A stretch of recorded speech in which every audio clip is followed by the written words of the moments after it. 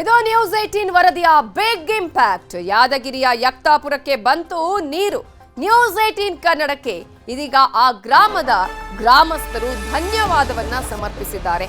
ಕಾರಣ 15 ದಿನಗಳಿಗೆ ಒಮ್ಮೆ ನೀರು ಬರ್ತಾ ಇತ್ತು, ನೀರೇ ಇಲ್ಲ ಅನ್ನುವಂತಹ ಪರಿಸ್ಥಿತಿ ನಿರ್ಮಾಣ ಆಗಿತ್ತು. ಯಾದಗಿರಿಯ ಯಕ್ತಾಪುರಕ್ಕೆ ಇದೀಗ ನೀರು ಬಂದಿದೆ. ನ್ಯೂಸ್ 18 ಕನ್ನಡಕ್ಕೆ ಗ್ರಾಮಸ್ಥರು ಧನ್ಯವಾದವನ್ನ ಸಮರ್ಪಿಸಿದ್ದಾರೆ. ಸುರಪುರ ತಾಲೂಕಿನ ಯಕ್ತಾಪುರದಲ್ಲಿ ನೀರಿನ ಸಮಸ್ಯೆ ಕಾಣಿಸಿಕೊಂಡಿತ್ತು. ಕೇವಲ 15 ದಿನಕ್ಕೊಮ್ಮೆ ಅಲ್ಲಿ ನೀರನ್ನ ಪೂರೈಕೆ ಮಾಡಲಾಗ್ತಾ ಇತ್ತು. ಜನರ ಸಮಸ್ಯೆಯನ್ನ ತೆರೆದಿಟ್ಟಿತ್ತು ನಿಮ್ಮ ನ್ಯೂಸ್ 18 ಕನ್ನಡ. ನ್ಯೂಸ್ 18 ವರದಿಯ ಬೆನ್ನಲ್ಲೇ ಅಧಿಕಾರಿಗಳು ಇದೀಗ ಯಕ್ತಾಪುರಕ್ಕೆ ದೌಡಾಯಿಸಿದ್ರು. ಅಧಿಕಾರಿಗಳಲ್ಲಿ ಏನೇನು ಸಮಸ್ಯೆ ಇದೆ ಅನ್ನೋದನ್ನ ಗಮನಿಸಿದ್ರು, ಗ್ರಾಮದಲ್ಲಿ ಸಭೆಯನ್ನ ಮಾಡಿದ್ರು. ಆ ನಂತರ ನೀರು ಪೂರೈಕೆಗೆ ಈಗ ಕ್ರಮವನ್ನ ಕೂಡ ಕೈಗೊಂಡಿದ್ದಾರೆ. ಟ್ಯಾಂಕರ್ ಮೂಲಕ ನೀರು ಪೂರೈಕೆಗೆ ಈಗ ಕ್ರಮವನ್ನ ಕೈಗೊಂಡಿದ್ದಾರೆ. ಈ ಹಿನ್ನೆಲೆಯಲ್ಲಿ ಗ್ರಾಮಸ್ಥರು ಕೂಡ ಖುಷಿಯಾಗಿದ್ದಾರೆ. ನ್ಯೂಸ್ 18 ಕನ್ನಡಕ್ಕೆ ಧನ್ಯವಾದವನ್ನ ಸಮರ್ಪಿಸಿದ್ದಾರೆ.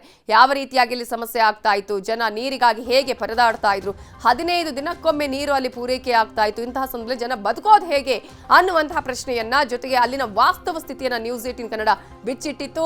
ಆ ನಂತರ ಅಧಿಕಾರಿಗಳು ಅಲ್ಲಿಗೆ ಬಂದಿದ್ದಾರೆ. ನ್ಯೂಸ್ 18 ಕನ್ನಡದ ವರದಿಯನ್ನ ಗಮನಿಸಿ ಇದೀಗ ಅಲ್ಲಿ ಟ್ಯಾಂಕರ್ ಮೂಲಕ ನೀರು ಪೂರೈಕೆ ಮಾಡಲಾಗ್ತಾ ಇದೆ. ಇದು ನ್ಯೂಸ್ 18 ಕನ್ನಡದ ಇಂಪ್ಯಾಕ್ಟ್.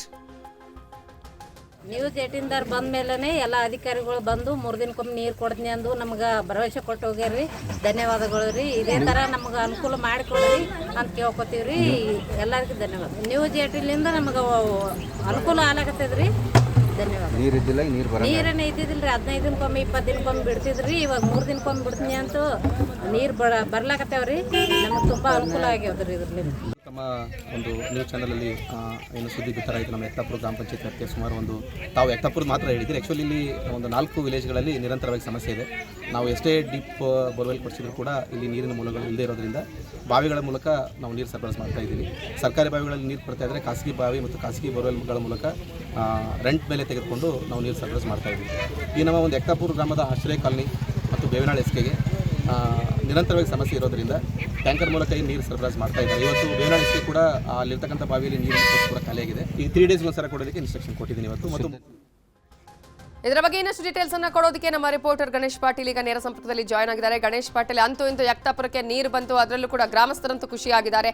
ಅಧಿಕಾರಿಗಳ ಅಂತೂ ಇಂತೂ ಕಣ್ತೆ ಇರ್ತಿದೆ. ಇಂತಹ ಸಂದರ್ಭದಲ್ಲಿ ಈಗ ಇದು ಅಲ್ಲದೆ ಉಳಿದ ಕಡೆಗಳಲ್ಲೂ ಕೂಡ ಸಮಸ್ಯೆಗೆ ಪರಿಹಾರ ಸಿಕ್ಕಿದೆಯಾ, ಹೇಗೆ?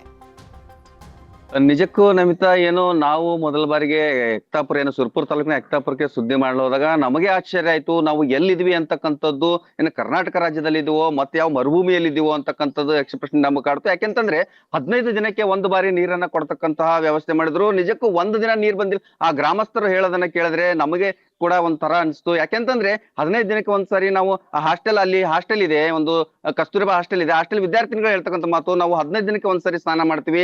ಮತ್ತೆ ಗ್ರಾಮಸ್ಥರು ಹೇಳ್ತಕ್ಕಂಥ ಮಾತು, ನಾವು ಒಂದು ಕೆಳಗಡೆ ಒಂದು ಬುಟ್ಟಿಯನ್ನ ಇಟ್ಕೊಂಡು ಸ್ನಾನ ಮಾಡ್ತೀವಿ, ಅದೇ ನೀರನ್ನ ಮತ್ತೆ ಬಟ್ಟೆ ಒಗಿತೀವಿ. ಆದ್ರೆ ನೀರಿನ ಶಾರ್ಟೇಜ್ ಇದೆ, ನಮ್ಗೆ ನೀರು ಸಿಗಲ್ಲ ಅಂತಕ್ಕಂಥದ್ದು ಆ ಗ್ರಾಮಸ್ಥರ ಒಂದು ಅಳಲಾಗಿತ್ತು. ನ್ಯೂಸ್ 18 ಹೋದ ತಕ್ಷಣ ಏನೋ ಒಂದು ಸುದ್ದಿಯನ್ನ ವಿಸ್ತಾರವಾಗಿ ಒಂದು ಸುದ್ದಿಯನ್ನ ಪ್ರಸಾರ ಮಾಡಿದ್ವಿ. ಅಧಿಕಾರಿಗಳು ಎಚ್ಚೆತ್ಕೊಂಡ್ರು. ತಕ್ಷಣವೇ ಗ್ರಾಮಕ್ಕೆ ನೀರಿನ ಟ್ಯಾಂಕರ್ನ ಸರಬರಾಜನ್ನು ಮಾಡಿದ್ರು. ಈಗ 15 ದಿನಕ್ಕೆ ಒಂದ್ಸಾರಿ ಬರ್ತಕ್ಕಂಥದ್ದು, ವಾರದಲ್ಲಿ 3 ದಿನ ನೀರು ಕೊಡ್ತೀವಿ ಅಂತ ಹೇಳಿ ಏನೋ ಅಧಿಕಾರಿಗಳು ಹೇಳಿದ್ದಾರೆ. ಈಗ ವಾರದಲ್ಲಿ 3 ದಿನ ನೀರು ಅಲ್ಲಿಗೆ ಸರಬರಾಜು ಆಗ್ತಾ ಇದೆ. ಗ್ರಾಮಸ್ಥರು ಏನು ನ್ಯೂಸ್ 18ಗೆ ತುಂಬಾ ಧನ್ಯವಾದಗಳನ್ನು ಕೂಡ ಗ್ರಾಮಸ್ಥರು ಹೇಳಿದ್ದಾರೆ. ನಿಜಕ್ಕೂ ಇಂತಹ ಸುದ್ದಿಯನ್ನು ಮಾಡೋದಕ್ಕೆ ನಮಗೂ ಕೂಡ ಹೆಮ್ಮೆ ಅನ್ನಿಸ್ತದೆ ಅಂತ ಹೇಳ್ಬೇಕಾಗುತ್ತೆ ನಮಿತಾ. ಓಕೆ.